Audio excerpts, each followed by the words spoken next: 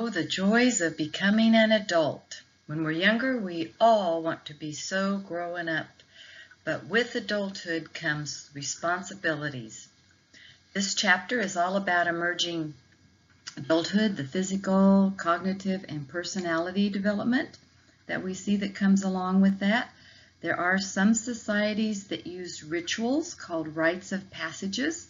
The religious rituals that many go through, confirmation, of course, that can come at all different ages, bar and bar mitzvahs, Latin American quinceañeras, I'm sure I didn't say that as well as many of you can, marriage, and then many tribes have transitioned to adulthoods that they make as public, and many of them involve pain or even mutilation.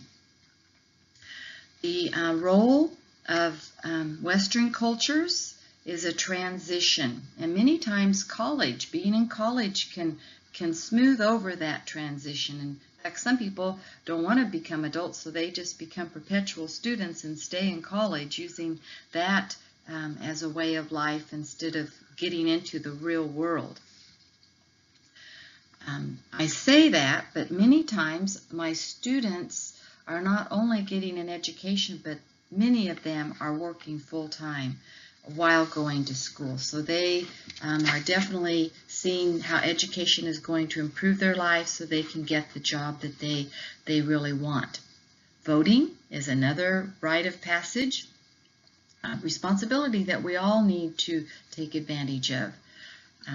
Leaving home, becoming financially independent, becoming a parent, and with that, there's some that become parents at a very early age, and then as we're seeing the increasing levels of education, many people are waiting till later to be married and have their family, so we see some that are older as they have children. So age is relative.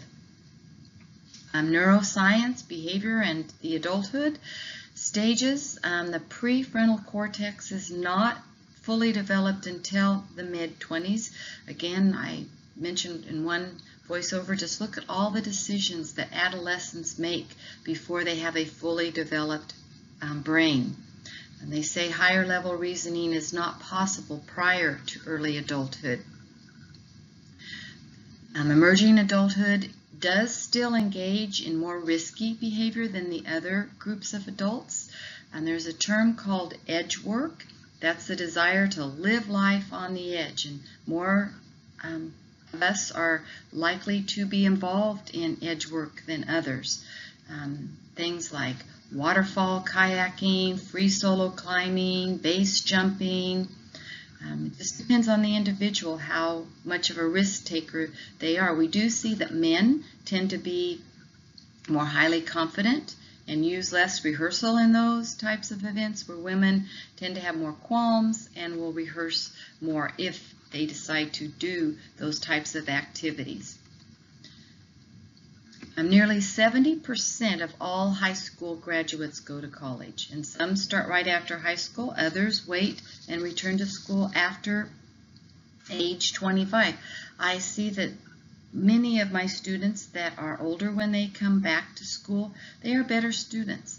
They've had more life experiences upon which to draw from, and many times they are in that class getting that degree for a real reason. They now know the importance of that degree to have the career that they want. And so many of you may be able to identify with that. You also then know that that does involve more stress. Many times you have a family, so you're trying to work full-time, go to school, part, or even full-time, plus do things with your family. This chapter talks about establishing intimacy, so Erickson's stage, intimacy versus isolation. We'll be learning information about that. Men and career-oriented women, they solve those identity issues before intimacy issues. So they want their identity before they strive for intimacy. Thus, Erickson's idea that intimacy must be resolved before intimacy is most applicable to men and career-oriented women. There's such a thing known as quarter-life crises.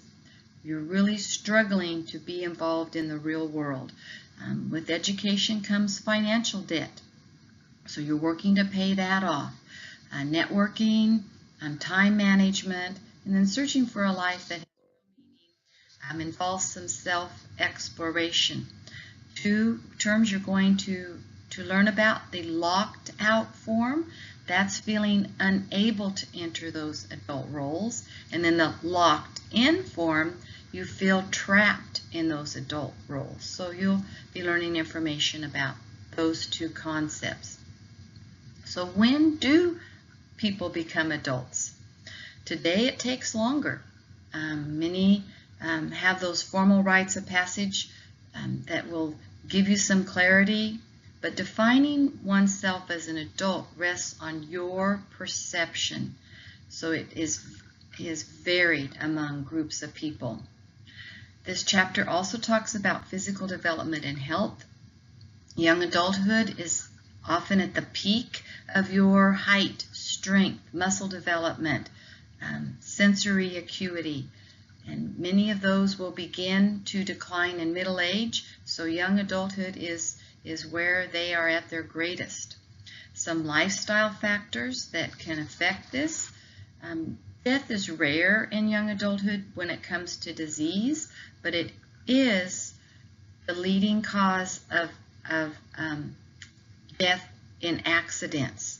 So we have to be careful of that, mainly because they're higher risk takers.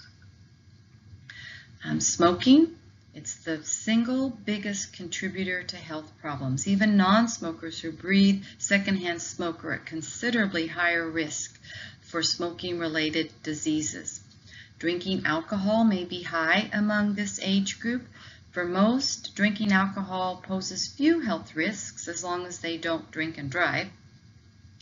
One type of drinking, though, that is common among young adults could be binge drinking, and this means for men 5 or more drinks in a row within the past 2 weeks, and for women 4 or more drinks in a row for the past 2 weeks. Rates of alcohol problems are most high among those aged 18 to 24, and that often is due to binge drinking, which could lead to other things such as alcohol-related date rape, assaults, death from drinking too much alcohol at one time. Alcohol use disorder is a term of drinking that results in significant and recurrent consequences that reflect loss of reliable control over alcohol use. And then excessive long-term drinking can lead to lifetime issues as well.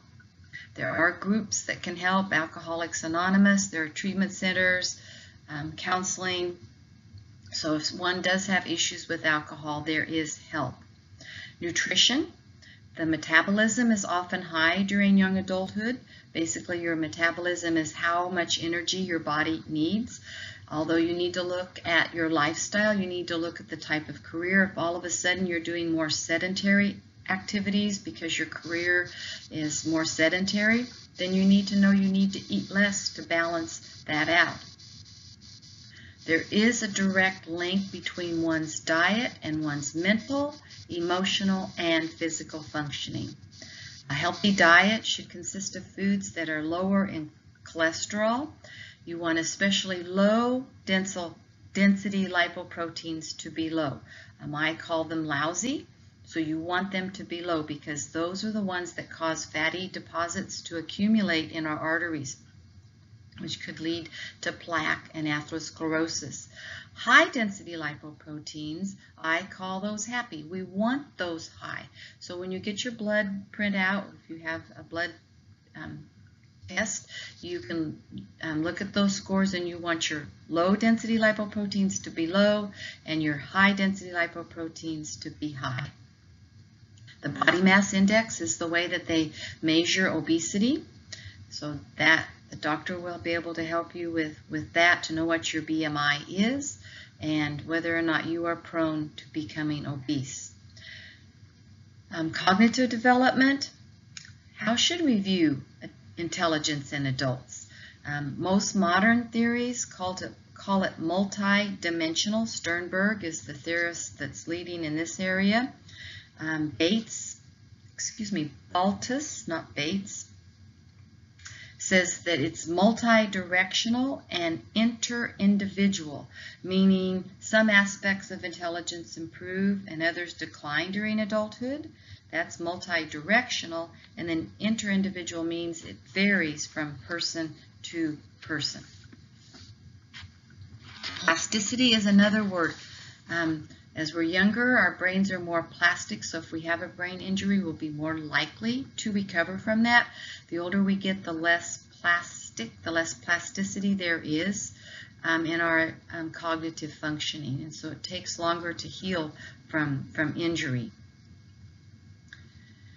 And there's fluid and crystallized intelligence. Fluid is what makes us more flexible and adaptive thinkers, so that's usually higher in young adulthood, where crystallized intelligence requires people to acquire that intelligence from life experience and education, and so often that will improve in later life. Neuroscience research and intelligence. There is so much today when it comes to research. You're going to learn about PFIT. You're going to learn about neural efficiency hypothesis. Post-formal thought. Basically, there is thinking in adulthood that goes beyond the formal operations. So you'll learn about that in this chapter. You'll integrate emotion and logic and how that works in emerging and young adulthood. Adults understand that often there is more than one right answer. Emotional intelligence refers to being able to recognize our own emotions and how that identifies with our intelligence. A question you need to ask yourself: who do you want to be? Young adults, they can write their own life story, although it started from the way they've been raised and the decisions they've made as adolescents. But as a young adult, when you get the education that you need, start your career, you can begin your life story. You can create your possible self. And so along with that, I haven't had time. These get so long, and I apologize for that. But I do want to share from my book, The Wisdom of Wolves, a couple quotes. John Wooden, famous basketball coach, says things turn out best for the people who make the best of the way things turn out. So we do have control over that. If something happens to us, we have to have a positive attitude. They say that it's not what happens to us, it's how we respond. And so we have to understand that attitude is everything. Colonel Sanders, he was living out of the back of his car and seldom knew what he was going to get from day to day.